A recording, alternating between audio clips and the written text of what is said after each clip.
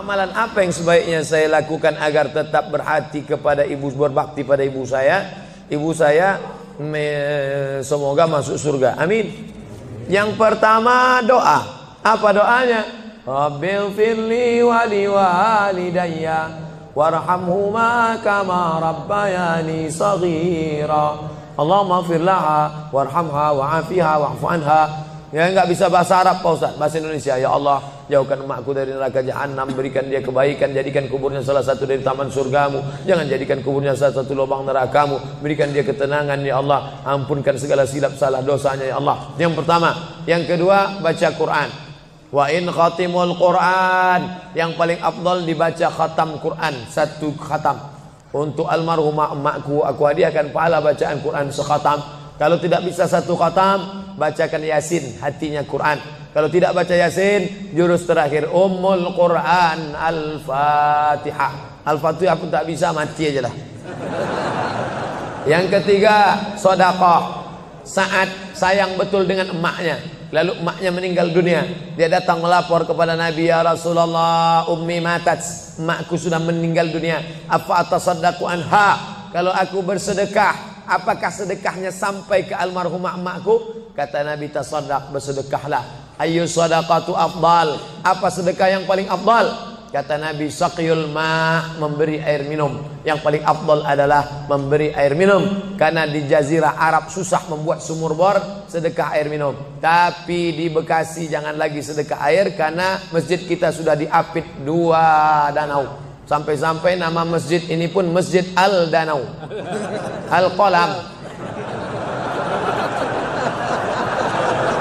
diapit 2 kolam.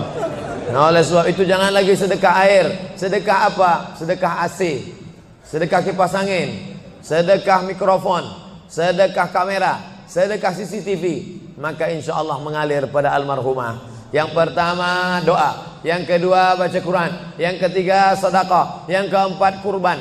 Nanti mau hari raya kurban, ini 1 kambing untuk almarhumah emakku. Yang kelima haji. Kalau dia dulu belum haji, badal hajikan. Yang keenam puasa. Mana tahu dulu ada puasanya tinggal, kita laksanakan puasa. Man mata, siapa yang mati, wa alaihi siyamun, punya utang puasa, shoma anhu waliyuhu, maka ahli warisnya melaksanakan puasa untuknya.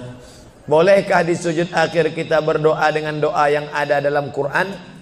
Aqrabu ma yakunul abdu min rabbihi wa huwa sajid. Seorang hamba paling dekat dengan Allah bukan di Makkah. Saya merasa dekat betul dengan Allah ketika di Ka'bah Pak Ustaz. Lalu bagaimana dengan orang miskin yang tak punya duit untuk ke Makkah? Maka orang paling dekat dengan Allah wa huwa sajid, waktu sujud terakhir. Fa'akthiru fihi du'a, perbanyaklah doa di sujud terakhir, tapi jangan bahasa Indonesia. Karena kalau dia ucapkan ya Allah tolong aku, batal salatnya. Pakai bahasa Arab. Kalau nggak bisa bahasa Arab, dalam hati saja. Berapa lama sujud terakhir itu? Sampai Sayyidatuna Aisyah mencubit tangan Nabi dari balik kain. Selesai sholat Nabi tanya, Aisyah, kenapa kau cubit tanganku tadi? Kata Aisyah, kusangka kau sudah sakratul maut ya Rasulullah. Saking panjangnya doa Nabi. Sementara kita yang belum ada apa-apanya, yang status belum jelas, cepat betul sujudnya, macam stempel kertas. Kenapa cepat betul sujud? Sujudlah lama. Bagus sujud lama, membantu turunnya darah menyembur dari jantung ke otak. Karena kalau oksigen kurang bisa kena stroke ringan. Sujud lama-lama, bernapas, jangan tahan napas, bernapas. Itu maka karpet jangan bau.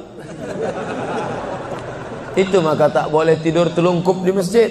Tidur telungkup ngences pas tempat orang sujud. Bangkit sujud pitam pingsan mak. Nah, ini penting. Lalu kemudian kalau dibaca dalam doa sujud itu ayat Quran boleh? Tak boleh. Karena Quran itu tinggi, sedangkan sujud itu rendah. Tak boleh yang tinggi diletakkan di rendah. Tapi kalau doa boleh. Begitu juga dengan perempuan halangan. Tak boleh baca Quran. Tapi kalau ayat Quran itu doa boleh. Contoh, Subhanalladzi sakhkhara lana hadza wa ma kunna lahu muqrinin wa inna ila rabbina lamunqalibun. Itu kan ayat Quran. Tapi ketika dibaca naik kendaraan boleh. Maka kalau ayat Quran bunyinya doa boleh. Mana? Rabbana atina fid dunya hasanah wa fil akhirati hasanah wa qina azabannar. Itu doa, boleh dibaca. Saya seorang kepala rumah tangga, tinggal di rumah milik mertua. Sebagai kepala rumah tangga, apakah saya belum menunaikan kewajiban sebagai suami untuk membeli rumah tinggal buat keluarga? Ada ideal, ada darurat. Idealnya kau punya rumah, karena kewajibanmu hai kepala rumah tangga laki-laki ada 5. Kasih makan, kasih pakaian, kasih tempat tinggal, kasih pendidikan, kasih perhatian. Itulah kewajibanmu sebagai laki-laki. Beri makan, beri pakaian, beri tempat tinggal, beri pendidikan, beri perhatian anak dan istrimu. Tapi kalau kau tidak bisa, maka mertuamu baik, maka tinggallah di sana. Ya tidak apa-apa. Cuman kita tahu bagaimana bersikap sebagai seorang menantu, bagaimana dengan saudara-saudara ipar, bagaimana dengan mertua. Nah ini kebetulan mertuanya baik. Alhamdulillah. Bersyukurlah bapak-bapak yang dapat mertua baik. Persiapan apa yang diperlukan dalam memasuki umur 40 tahun? Enggak ada nunggu 40. Karena malaikat datang tak nunggu 40. Anak muda hafal 29 juz, tinggal 1 juz lagi. Mandi di sungai, terpeleset batu, mati. Anak muda. Orang tua sudah 70 tahun diponis dokter mati. Saya sudah diponis dokter katanya 3 bulan Pak Ustaz. Sudah berapa bulan Pak? Udah tahun setengah, enggak mati-mati. Jangan terlalu yakin dan percaya kepada kata manusia. Tapi saya tetap berobat ke dokter, saya tetap berobat ke rumah sakit. Tapi masalah keimanan, maka itu yang di atas. Innama amruhu idza arada syai'an ayakula lahu kun. Kalau sudah berumur 40, hati tak juga terbuka, tak juga tobat, tak juga insaf, na'udzubillah, dikhawatirkan tertutup pintu hati. Musibah bukan sakit, musibah bukan miskin, musibah tertutup pintu hati. Khatamallahu ala qulubihim wa ala sam'ihim wa ala absarihim. Makin tua makin menjadi-jadi, tak salat, tak puasa, tak berzakat, akhirnya mati dalam keadaan sakau, mati dalam keadaan dilokalisasi. Sudah jelas umur 70 tahun tetap juga mau berzina, nafsu ada, tenaga tak ada, dimakan Viagra 1 botol. Sama macam kap 70 diisi minyak pesawat, meletup, bam. Bagaimana hukumnya kalau sedang sa'i baca Mars, Banser dan membacakan teks Pancasila yang videonya sekarang sedang viral? Ini memancing saya supaya orang bully saya aja. Saya dibully orang tuh biasa, tak masalah. Sebenarnya saya kasihan jamaah. Tolonglah Ustaz jangan kontroversial lagi, capek kami dibully ini. Nah, jamaah ini tak tahan, kasihan saya dengan jamaah. Jadi dalam masalah ini saya mengutip jawaban dari Kiai Nahdlatul Ulama yang sudah share membuat tulisan tentang beberapa terkait masalah membaca. Balik sajalah kepada zikir yang maksur yang diajarkan Nabi Muhammad sallallahu alaihi wasallam.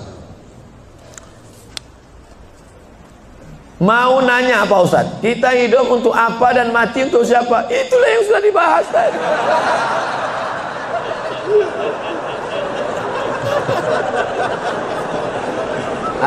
Artinya pertanyaan ini dibuat sebelum pengajian tadi. Kakak boleh suuzon. Kertas terakhir. Ada lagi. Kertas, kenapa Allah membolehkan poligami? Kenapa hikmah? Fankihu ma tabalakum minan nisa. Nikahilah nisa. Itu syaratnya yang pertama. Yang dinikahi itu nisa. Makanya laki-laki menikahi perempuan, karena Allah menciptakan Adam dan Hawa, bukan Adam dan Asep. Setelah kau pilih nisa, syaratnya bagaimana? Min thayyibat fankihu ma taba, yang baik. Kalau laki-laki thayyib, thayyib itu artinya baik. Sekarang thayyib sudah berubah, enggak pulang-pulang. Fankihu ma taba, nikahilah perempuan yang baik, minan nisa, perempuan yang baik. Masna 2, wa sulasa 3, wa ruba' 4. Fa in khiftum alla ta'dilu, kalau kau khawatir tak sanggup adil, fawahidah, satu saja cukup. Ada seorang janda, dia punya anak, maka anak yatimnya ini perlu dijaga orang. Maka daripada dijaga orang lain, saya ajalah menjaganya. Nah, itu alasan pertama, karena untuk menjaga anak yatim. Itu alasan pertama. Alasan kedua, ada mungkin laki-laki yang dia 300 tenaga kuda. Tak bisa dia kalau tak poligami, tak cukup satu. Kalau sampai satu tuh mati, Bu, tuh. Nah, tuh. Jadi perempuan tidak boleh mengatakan lebih baik lakiku berzina. Oh, enggak. Maka dia harus berlapang dada menerima 300 tenaga kuda. Yang ketiga, untuk menghibur. Nabi Muhammad itu 25 tahun monogami, istrinya cuma satu, Khadijah saja. Jadi jangan katakan dia penyakit seksual, dituduhkan orang sekuler, liberal, kafir, munafik. Nabi Muhammad itu 25 tahun dalam keadaan lajang, tidak pernah berzina. Mereka menggelar dia Al-Amin. 25 tahun dalam keadaan istri satu, Khadijah. Setelah 50 tahun barulah dia menikahi beberapa perempuan dengan alasan karena suaminya mati perang, kalau dia dalam keadaan terluka, dengan alasan karena untuk mendekatkan hubungan dakwah kesukuan, kalau dinikahi anaknya maka suku itu akan menjadi tunduk, dengan alasan banyak. Nah, itu jadi bukan hawa nafsu, karena 50 tahun dia mampu mengontrol hawa nafsunya. Di akhir hayatnya ini adalah ujian bagi umat Nabi Muhammad sallallahu alaihi wasallam. Jadi simpelnya, kalau kita naik pesawat, kata pramugari, ada pintu normal sebelah kanan. Ladies and gentlemen, all of our passenger, seluruh penumpang, sebelah kanan pintu naik dan turun. Tapi bila terjadi pesawat meledak atau masuk jurang atau meletup, ini emergency door, ini boleh dibuka. Nah, jadi kalau mau buka itu bukalah. Ustadz, kita merindukan situasi seperti sekarang. Jamaah membludak sampai ke jalan, semua khusyuk menyimak. Bagaimana supaya situasi seperti ini bisa terus terpelihara di hati umat? Sering-sering buat pengajian. Yang datang kemari ini bukan adik kelas saya, kakak-kakak kelas senior-senior saya. Dr. Yusuf Siddiq. Saya sampai ke Mesir, Dr. Yusuf Siddiq S3 di Universitas Muhammad V Rabat. Saya S2, beliau sudah hampir doktor. Senior saya, dosen di Libya, universitas punya Saudi Arabia, cabangnya di Jakarta. Cabang Imam Muhammad bin Saud, mengajar di sini. Senior saya, Ustadz Ali Junifar. Ali Junifar itu senior saya. Saya sampai ke Mesir, Maroko S2, beliau S3, tafsir, dosen. Itu mengajar di sini. Hadir, siapapun ustadznya, datang, duduk, diam, dengar. Ngantuk-ngantuk dikit, Allah mengampuni insya Allah. Tapi jamaah tak ada yang. Kadang saya baru ceramah 15 menit, jamaah udah melihat lantai. Tapi di Masjid Al-Qalam, Masya Allah, luar biasa. Oleh sebab itu maka anak bapak ibu wakafkan satu orang. Ini pentingnya. Wakaf semen sudah, wakaf anak belum. Saya ini termasuk anak wakaf. Ustadz, memangnya berapa orang? Saya anak pertama, adik saya satu, kami dua cuman, laki-laki dua-duanya. Tapi cucu datuk mbah saya lebih 40 orang. Lalu sebelum meninggal dia berkata, di antara cucuku yang banyak ini, yang satu nih harus sekolah agama. Jangan masukkan dia sekolah Belanda. Mbah saya nggak tahu sekolah umum, dia tahu sekolah Belanda. Yang ini harus sekolah agama. Maka saya tak pernah sekolah umum, ibtidaiyah, sanawiyah, aliyah, ke Mesir. Yang ini jangan sekolah umum. Kalau umurku panjang, aku yang akan membiayai dia kemanapun sekolah. Tapi kalau aku mati, ini aku tinggalkan kebun kelapa 2 hektar untuk biaya sekolah dia. Ketika mbah saya meninggal, pokok kelapa itu pun mati. Lalu gimana Ustadz bisa kuliah ke Maroko? Disitulah baru saya paham rahasia sodakoh. Ternyata Allah balas niat baik mbah saya.